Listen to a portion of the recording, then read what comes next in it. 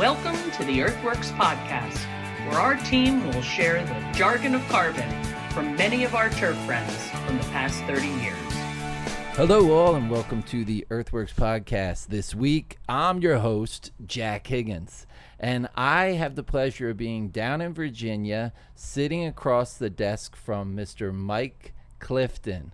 Mike, I call you Michael. Is Michael cool? Mike's just fine. Okay. You can call me anything, but just don't call me late for dinner. That's right, Michael. That's right. So Michael is the owner of Chesapeake Grounds, Inc., right? Absolutely. I'm one of the owners. Okay. My wife is the other half. Perfect. Keep it in the family. That's right. And you said that this is a second-generation company. Absolutely. My father started it in 1978. All right. Wow. Yeah. Did you work for him right away? Absolutely. I was going to college and working in the company at the same time. Nice. What did you study? Accounting. Okay. I was an accounting major. And now you are a 45-year grower. Wow. Yeah. Yeah. And tell me, like, what is your business? What does it do? We mainly maintain corporate landscapes. We're not a residential company. We do a lot of apartment complexes, high-end apartment complexes and stuff like that. You've brought me into a couple of those properties, and what's cool is that you make them into like botanical gardens. Like absolutely. You have specimen We species try. everywhere. Like you really make it very nice. Well, we try. It's always budget regulated. So each property has their level of expenditure that they can do on that. So, yeah, it allows us to do what we do best. Mm-hmm. Mm-hmm. So, and it goes from maintenance to tree work to planting color profiles on the property, color exhibitions, Oh, excellent. So it's really a lot of non-turf. I mean, you take care of turf, but yes, we do about 150 acres of turf. Okay. So so you have turf, and you do, you have fertility programs for that. But what I get so excited about talking to you is all of the landscape material that and your expertise in landscape. Oh yeah, absolutely. We kind of pride ourselves on that. Not only just the maintenance side, but being able to make the ornamentals, because it's all a whole package, right? You go in and you'll notice the turf, but then you want to see the profiles on the shrubbery, and you then want to see your color representations as well. Yes, you confirmed something. You solved a major mystery that I had for a while. I thought that there was something wrong with my house.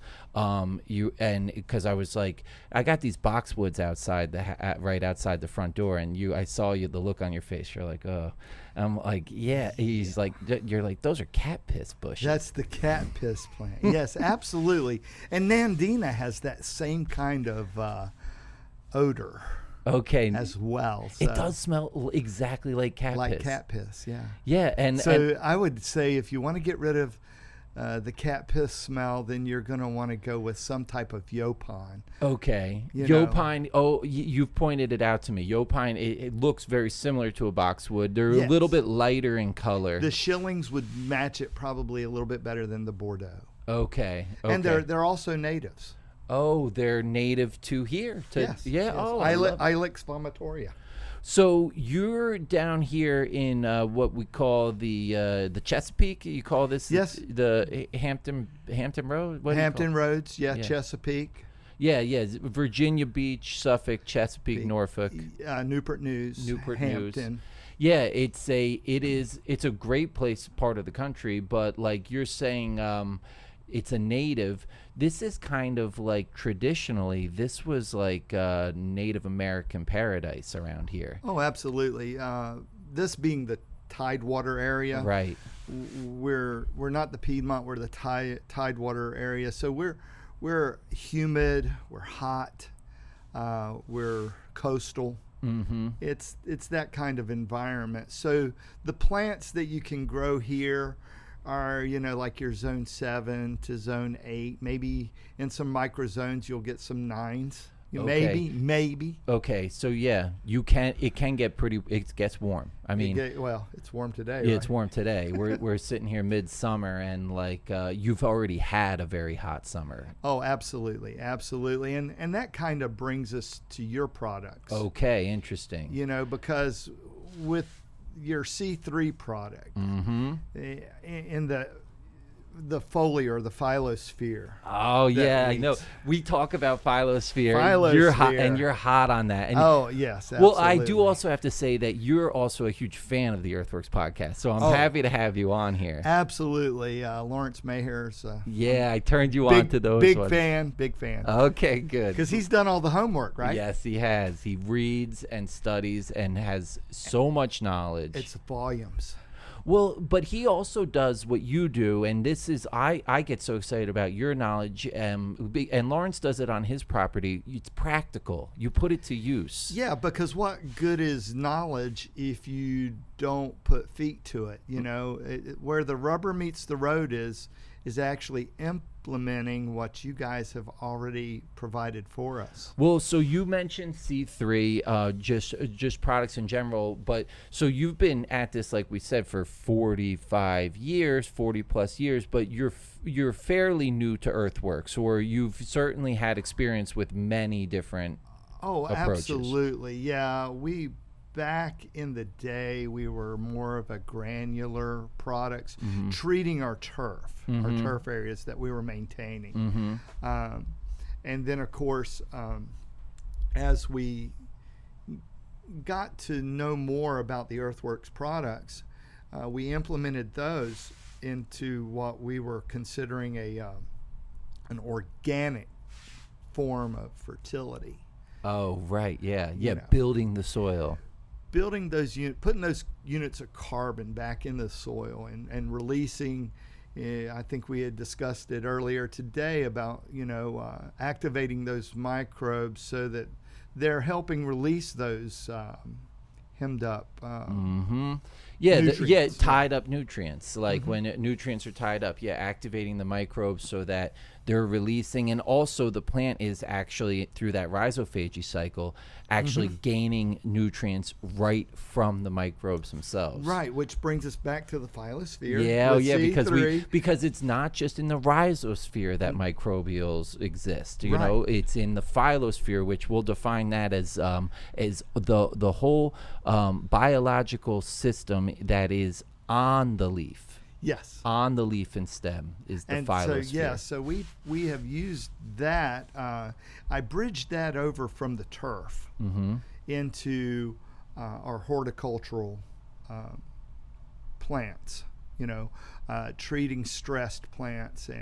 And we had really great luck with it. It does a fantastic job so far as getting those micronutrients and some of the macronutrients as well into the plant through the leaf. Yes, you use the Protein Plus, the Trilogy, and C3. And C3. Yeah. Those are pretty much, and of course on your granulars we're using the 333 with microRhiz. Yes. And the 343. You also told a great story before about a property down in Virginia Beach that you had to answer some questions. Oh, absolutely. It was. I was with the property manager there, and they were having a backflow inspection from the fire department. And they were wondering where all the backflows were. It's about a 9-acre property. And the manager said there's only the backflows for the buildings, that's it. And they were like, no, we want to see the backflows for the irrigation. And she goes, we don't have no irrigation. And so it was those products that, and this was in the early summer, right, when we should be going into fescue dormancy. Oh yeah, yeah. Right here in the Tidewater is like a major transition zone where you grow C3, C4. You grow them all. Yeah, and so the transition zone is hard to get, because you'll have a mixture of different grasses in your lawns. You're going to have Bermuda, you're going to have fescue, you're going to have just about everything you can think, and you're going to try to control it and reduce those populations so you get the best look for the property at the lowest amount of I guess the budgets, because everything's budget driven, right? It's got to fit, and it's got to fit in the budget. But like what happens with this approach is that you shock yourself with how little input you need. Your inputs will decrease. Your upfront inputs might be a little bit heavier, right? But in time, you'll see that the inputs will be less. And that's the way it works for plant uptake as well. Lawrence talks a lot about that really the magic happens at the low concentrations. Yes. And so instead of your nitrogens volatilizing in the atmosphere, right, you're getting them in the root zone where they need to be, and so where they're actually valuable. Good point. So those are some of the things that you do with Chesapeake. Yeah, you're managing these properties. You also have told cool stories about how you've made your company more efficient by taking more things in house. I think you were that kind of came on from a lot from COVID, or how did all that start? Well, yes and no. I mean, a lot of people put COVID into things. I just think of it as it was a need, to have some vertical growth within our company. Okay, let's hear it. And so what we did is we said we're going to start trying to grow our own annuals. Well, can we throw some numbers at this? Like what had you done in the past? What was the protocol? How did you go to business, and how did it change? Okay, so typically we would buy in our annuals, and that expenditure would be somewhere, depending on how many clients we had at that point in time. We would be as high as spending $70,000 on our annuals, and as low as $20,000 to $30,000 on our annuals. So we thought, well, let's just try to grow them ourselves. Wonderful. Yeah, that's what you're growers. I mean, you're managing 150 acres of turf and a whole bunch of... Exactly. So without us being, formal propagators and having degrees and growing plants. Oh, they didn't teach you this in accounting class? No. No, matter of fact, accounting class was totally different. But... what we did was we got a little bit of help from some propagator friends of mine. Okay. But what I did was I was thinking about fertility, because everything needs fertility, and so we bridged over. We took the EarthWorks family into our growing. Yes. And so that means we were mixing your organic fertility into our soils. And that leads me to another guy named Ron Hamilton. Okay. Yeah. You've talked to me about Ron. Ron's a great guy. Excellent. And he is one of the owners of ProSource. Okay. And they provide a lot of nurseries with their growing media. Okay. Because when you get into something, you go full on the research and the networking. Absolutely. I mean, you found me. Yes, absolutely. Yeah. Absolutely. And that started years ago with the turf. And so I knew that for me to be successful at this, I had to control my inputs. Great. Great. You have to control those inputs. Well, you're taking in your company's taking on the input of annuals already. So you're like, now what else do I need to take on to do this? Exactly. So how do we grow them, and I be just as competitive or more competitive per unit with the people I'm buying them from. Mm-hmm. And so in that brought you to me and Ron Hamilton to me as well. Okay, so tell me about what Ron does. Ron, like I said, he blends soils for nurseries, and he does a very good job of it. But he has a product that's more microbial rich than, like you would say, some of the other producers, and I don't want to say their names. Because, sure. No, I don't want to. We're not trashing anyone. We're just not talking. we're not throwing rocks. No. But it wasn't a bland or benign soil mix. It was one that had microbial rich foundations. And then, of course, you guys having a fertilizer that's microbial rich, I was like, well, that's a win-win. Yes. We'll just marry the two together. Yes.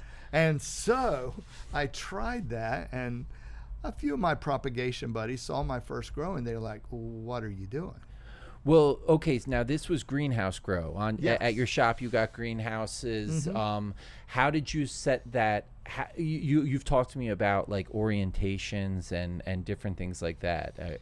Well, yeah, the main thing is managing this heat. Yeah. So there's your C3 again. Okay.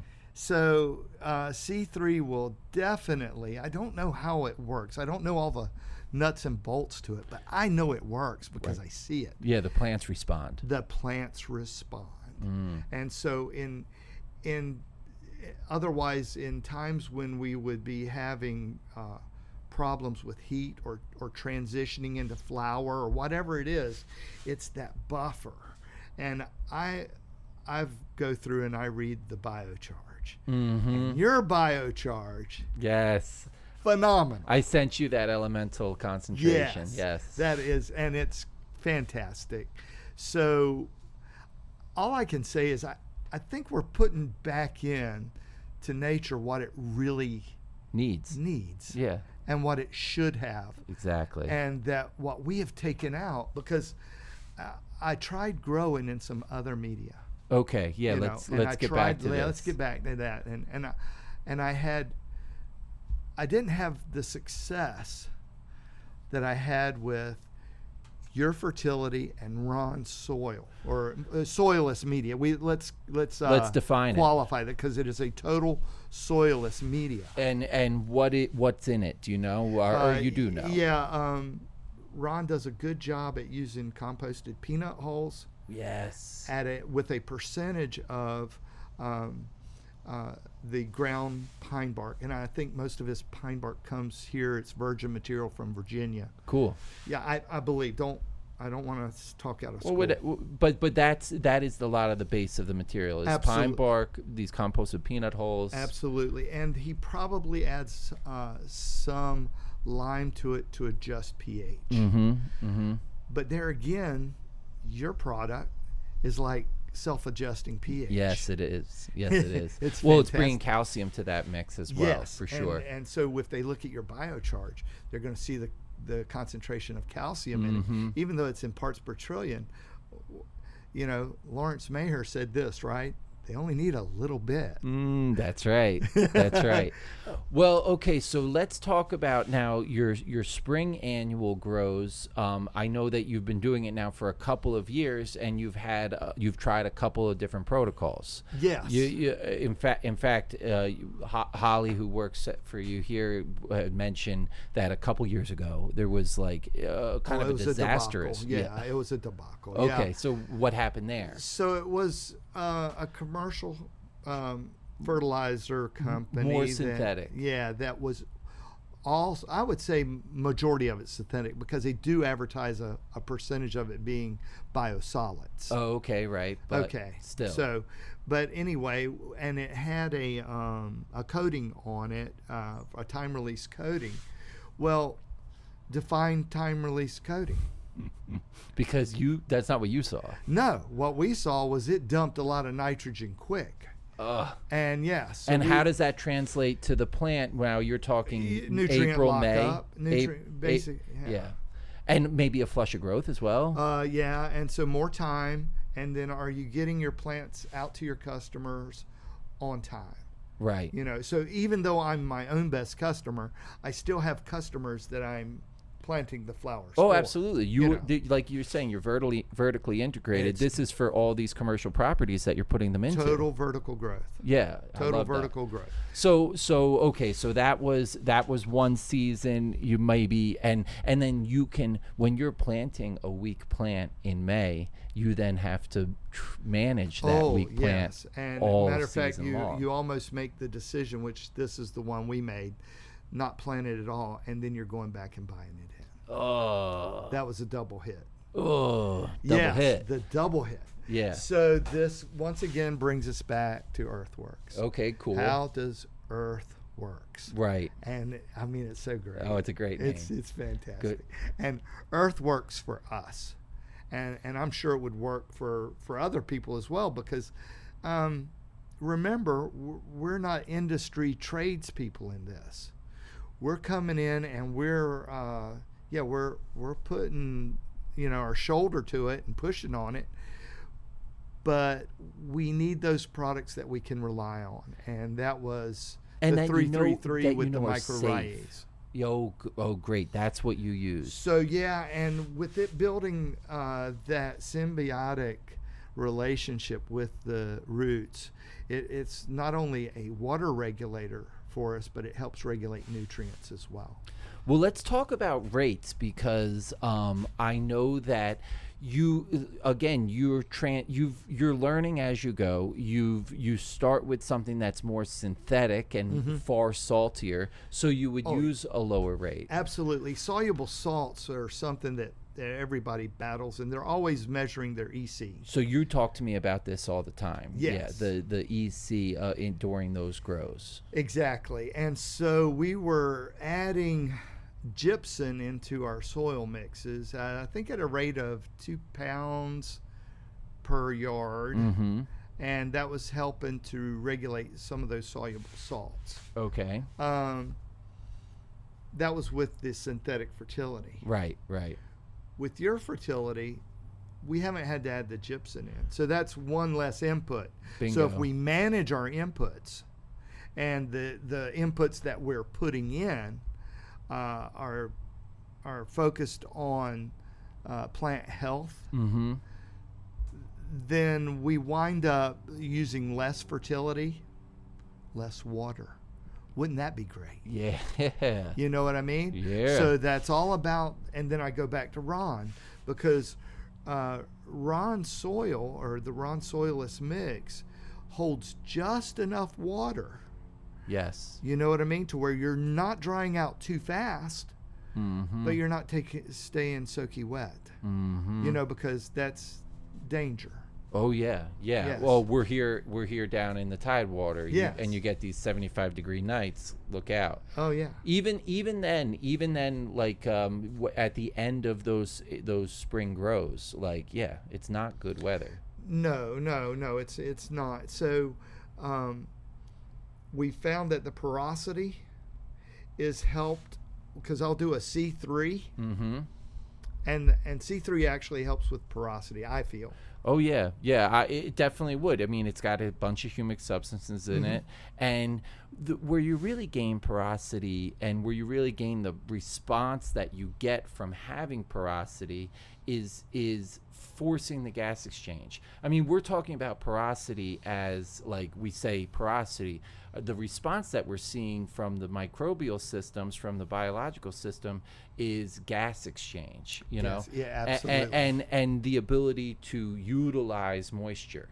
But so anyway, where I'm at with C3 gaining porosity is that you're activating those aerobic microbes in the rhizosphere when you're applying that. So those active microbes are drawing more oxygen down into the root zone and releasing more carbon dioxide, which is what we need. Yeah, right? Which is what we're after. Exactly. That's what we need. So that's like when we say like C3 gives us porosity, like it does in that way, because you see the response from that increased gas exchange. Absolutely. And so if we felt we needed any additional fertility within our, I'm talking like our second grow of pansies. Right. Okay. We utilized 1425, but it's, as Holly has corrected me, it's now the 1405. It's the 1405, which was a regulation sort of thing that we, there was plenty of states, and Virginia's one of them, that they certainly, some people, it makes it difficult when there's phosphorus there. So when we're using those fertilities, they are by nature foliar. Mm-hmm. So we're watering a low dose of that fertility. It's in our watering system. Right. So it's not only going into the phyllosphere, right, it's going into the rhizosphere. Yes, yeah. Well, that's it's a whole plant nutrient. Well, that was the other name of these EarthWorks products or liquids are Foliars Plus, because the plus is what the response you're getting in the soil. So the result on our pansies was about a 2-month grow. Okay. Really beautiful plants, and the leaf almost looked like a succulent leaf with a very thick cuticle. Yes. That's what we want. That's what you want, because you've got to then put these on trucks and truck them all around the city and pop them into these beds. And as Holly pointed out, these beds are used over and over again, and for 50-60 years these beds have been here. And so you got to figure we need to be building those soils, and it'll build that soil will be built with your product, the EarthWorks product, and Ron's product, because as we plant that into that soil, we're going to get those microbials. We're going to get that nutrient. We're going to get that calcium. We're going to get everything that we need, and it's actually amending those beds with us just planting our flowers. As you're just adding the pansies. Yes, exactly. Because you also go a little bit of Myco 333 in the hole as you're doing it. As a supplemental fertility, longevity. The other thing that I think you've changed from 2023 to 2024 was the amount of Myco that you're using in the potting mix. Absolutely. We went from a 2-pound... we used 2 pounds of 333 with mycorrhiza and 2 pounds of 343. Okay. So that would give us a net 4 pounds per yard, and we went to 15 pounds. Right. And really, I think the 4 pounds, that makes sense for a hotter synthetic fertilizer, but with this stuff you do need a little bit more. You see more response, but okay, the other thing that I'm hearing is that you're always looking at it from both sides. You're always talking about the rhizosphere and the phyllosphere. Absolutely. You're delivering nutrient to the plant in the two ways that the plant can utilize it. Absolutely. And that resulted in you at the end of that 2-month grow taking these pansies that are super resistant to the transplant shock, because you said had that thick cuticle. Absolutely. Strong leaves. Well, and the winter over better because they have all that great nutrient available to them. Whereas if you're growing in more of a bland type soilless mix that's depending on a chemical type fertility, that'll bottom out on you. You know, I'm not trying to teach people how to grow. I'm telling them my experience with the organic fertility and the soilless mix that I get from Ron, which Ron Hamilton, like I said, he's one of the owners of ProSource. I think I can plug him. Can I plug him? Can definitely plug him. Yeah, for sure. He's good. That's great. So, okay, so that's kind of that approach. That's that approach there. You're like super strong planting these plants, and then you're able to treat them like that the rest of the year. Oh, absolutely. Do you come back through with more C3 applications? No. You don't have to. Don't have to. And matter of fact, our spring annuals, as long as they're in decent soil, because we have some places that they've done work in or whatever, and if they've turned subsoil on top, then we're having to rebuild those soils. And the customer is going to have to spend the money on redoing those soils. Otherwise, you're going to get, bad results because you're planting in subsoil. But what we have found is we have got like Jurassic Park flowers out there. Our sun coleus are like, oh my gosh. Describe a sun coleus to me, because I can't picture it. A sun coleus is more of a vegetative type, big leaves, color, yes, and it's color, not so much flower. Okay. Although some of them have some insignificant flowers, or maybe you would call them significant flowers. But the main thing is that they're vegetative. Okay, so you get these like Jurassic Park leaves, like yes, you're saying. Yeah, and it's awesome, man. And I wish we'd have been doing this many years back, but some things come in their own time, right? It's all in the divine way, right? The way it all flows. That's the way it all flows. So we have it now, and we're enjoying it. And I wanted to share with the listeners here the success that we've had in the horticultural area. Not just that EarthWorks is not just for turf. Well, that's the big thing, and that's why I was so excited to have you on here, because you've taught me so much about the horticulture, the nursery side of things, this soil, this media in the plant or in the potting mixes, and how we can beef that up and how that works. And the thing is, soilless is for that aeration that we discussed earlier, but it's also to try to limit those bad pathogens, those bad players. And my experience is with your product, we're building the good microbials. Yes. And parasites don't like a crowded bar. That's they don't like it. So like if you fill it up with the good guys, yes, they're not hanging around. So and we've experienced that, and we look forward to continue growing all of our annuals. As a matter of fact, we have plans on growing some perennials next year, and this is going to be huge because we're going to be building a soilless mix.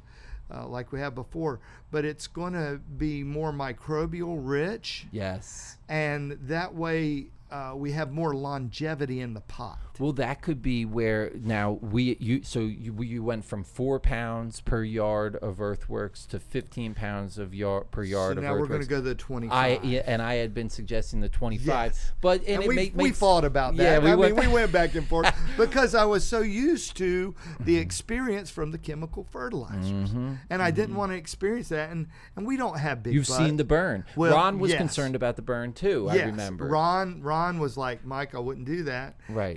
And so we don't have big budgets here. Right. If we screw up, screw up and it hurts. Like you say, the year that Harold's done.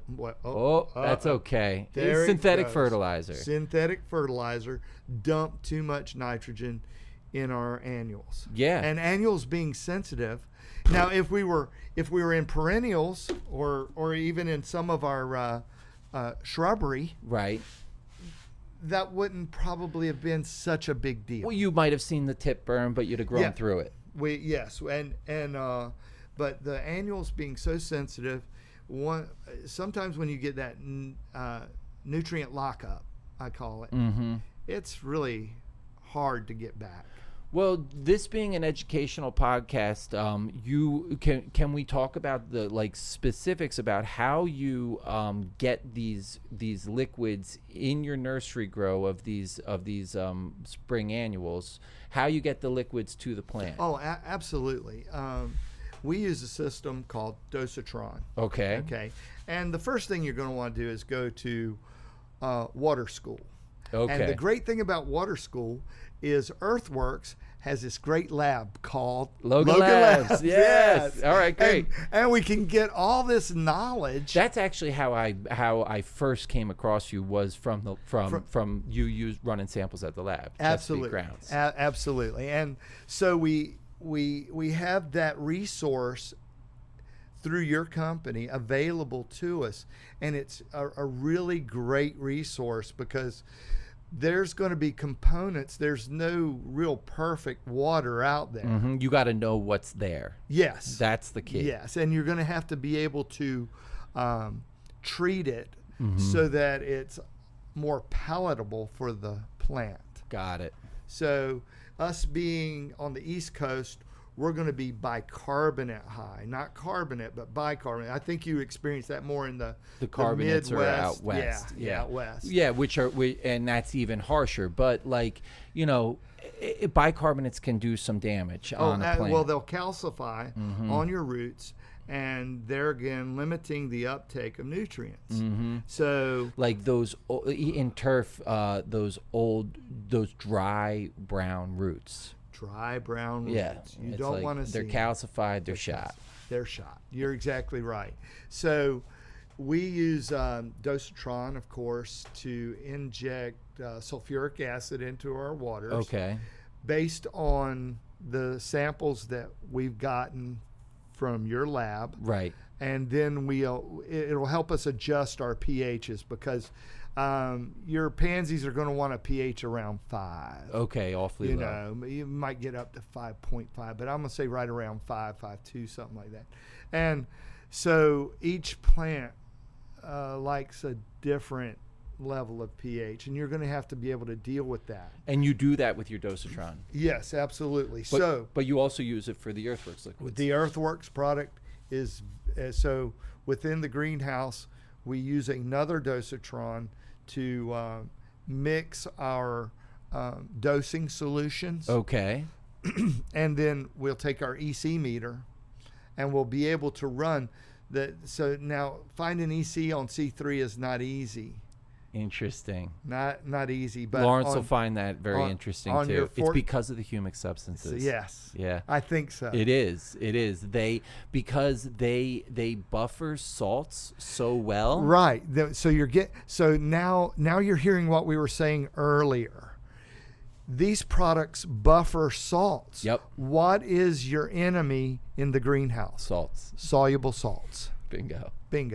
I know. It's a no-brainer. I know. I mean, even if your inputs are a little bit more up front, on the backside they're going to be better. But I'm guaranteeing they won't. No, they're not, because you use less. You use so much less. Yeah, you just don't need much of this product. So, and that's kind of why I wanted to talk about how you do it in the dosatron, because Absolutely. It's not like you're using a lot of product to apply to a couple flats. So I don't have the math in front of me, but when we are fertilizing with the 1405, it's like a 5-gallon dose bucket at a 50-to-1 mix rate. So that's 50 parts water to 1 part of the solution of in the dose bucket. solution, right? Yeah. So, and we use that at probably 32 ounces. Wow. You see how low? Right, incredibly low. And so... But you're delivering it to each plant. Each one, and it's going through the phyllosphere, and it's going through the rhizosphere. Yeah. So you're getting a double whammy. That's very cool. It is. Yeah. It is. And so when I show people some pictures of flowers, propagator buddies of mine that work for other very large nurseries, they're like, Michael, what are you doing? See, this is why we're talking about it on the podcast. I want people to know, and I appreciate you sharing this. I mean, this is because big. We're just a little thing. And now, what do you think that they're seeing like that they aren't getting done in their industrial grows? Well, I'm thinking that they're seeing thicker plants. Remember I told you about the cuticle of the leaf being thicker? Right. Because at this point... more vibrant color. Yeah. At this point in the grow, we're like these... You guys are trained... Your eye is trained to say, okay, this is a plant that's strong enough to get... I think you gave me this term once. Full ornamental value? Yes. Was that you? Yeah. I don't know. Okay. But it sounds good. Okay, it sounds good. So I'll claim it. Okay. But like you have to see the ornamental value of the plant before it's there. Absolutely. Like when it's leaving your house, you have to know, okay, this one's going to do really well in the field. And that all equates to what we call curb appeal in the industry. Right, right. So, but you're almost seeing curb appeal before the curb appeal. Oh, absolutely. Because when we get the plant, and I bought from many different growers, many different ones, and they're all good, and they all have their strengths and weaknesses, just like we have our own strengths and weaknesses. But what I'm telling you is, if you want something that's, I don't want to say the word idiot proof. Okay, no. We're not going to say that because I don't want to classify myself in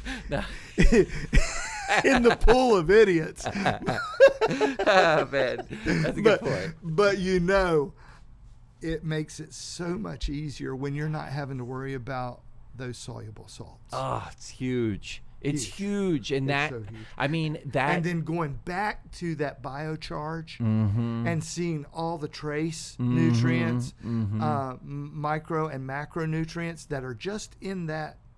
Just in the base material, just in the biocharge, yeah. I love it because that is the vitamins. That's the strength. That's the strength. That's what's putting that armor coating on the cuticle. Exactly. That's going to build stronger cell walls. Bingo. Turgor pressure will be higher. Yep. So far as just the whole function of the plant. Oh, good. Itself. So and. If it works in the turf, and that's where I was years ago. If it's working in the turf, because I'm going to go back to, we don't have huge budgets. Right. You see what I'm saying? Yeah, we're not doing this like on a super huge budget scale. No. And so, but the results speak for themselves.